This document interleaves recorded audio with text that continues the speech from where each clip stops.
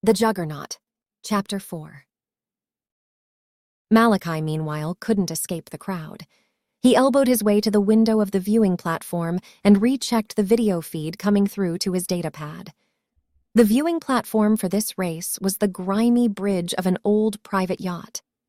In its day, it had been a valuable ship. Now its spacious bridge was filled with laughing teenagers. Its elegant lines were lost to ugly but serviceable welds. The beautiful ship was now just another part of the city.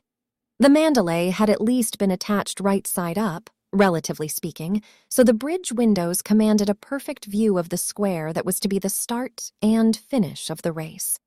Malachi could see Ellie coasting into position. Half the crowd were eager to see her win again, half of them were looking forward to seeing her lose, and all of them were in his way. This race was to be a single lap around the underside of the city, so most of it would be out of the line of sight of the spectators. Instead, video feeds transmitted by ships holding position along the course and by pursuit craft would ensure no detail of the action would be missed. The video feeds were for the benefit of the audience, but Malachi and Ellie found them invaluable.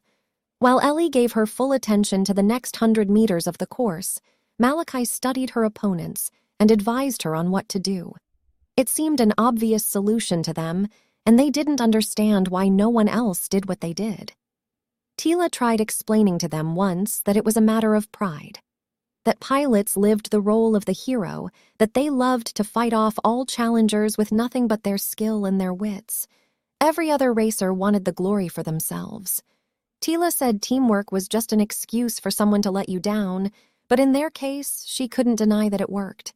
Malachi and Ellie had dismissed her opinion on the grounds that she was nothing special in the cockpit, and certainly no racer. So how could she understand pilots? But Tila did understand pride. Most racers were too arrogant and too proud to work with anyone else. Too arrogant until they met Ellie anyway.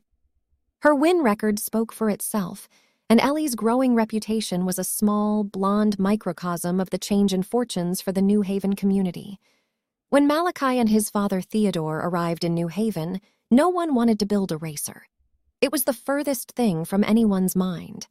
At the time, the community did not even have reliable air and water. Theo had repaired and reconditioned the life support systems, and he had taken the time to train others. As he passed on his skills, he was able to take on bigger challenges. Eventually, Theo restored the New Haven space dock. It was the only real asset New Haven owned, and it was the one thing which had attracted him to this community in the first place. Once the dock was operational, New Haven was open for business. Malachi and his father began repairing and servicing ships.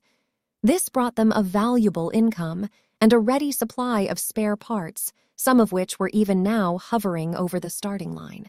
But every silver lining has a cloud. Their rising star brought to New Haven the unwelcome attention of the gangs which preyed on the weaker communities. The same gangs which had killed Ellie's adoptive parents. Malachi reflected that somehow Ellie at 17 seemed younger and more helpless than Tila did at 14 6 years ago. Even back then, Tila was a fighter, and she had put her ferocious skills to use defending Ellie from raiders which had breached the New Haven perimeter. If Tila had not been there to save her that day, Ellie might never have got the chance to fly. Malachi flicked through different camera angles on his datapad and smiled to himself at the thought of the two Ellies he knew. In the cockpit, she was tenacious and unyielding, but out of the cockpit, she floated through life carefree and effortless in her own blonde bubble. And like a bubble, she was about as useful and as dangerous. Tila, on the other hand, was never going to make a name for herself as a pilot, but on foot, she personified athletic grace and a practical, ruthless efficiency.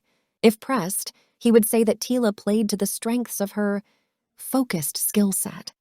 If pressed further, he would explain that focused sounded much better than limited. Between them stood Malachi, thoughtful, careful, and wary of any outcome that did not conform to the engineered specifications. They teased him for his caution, but he reminded them, often, that someone had to think about the consequences. Someone had to clean up the mess.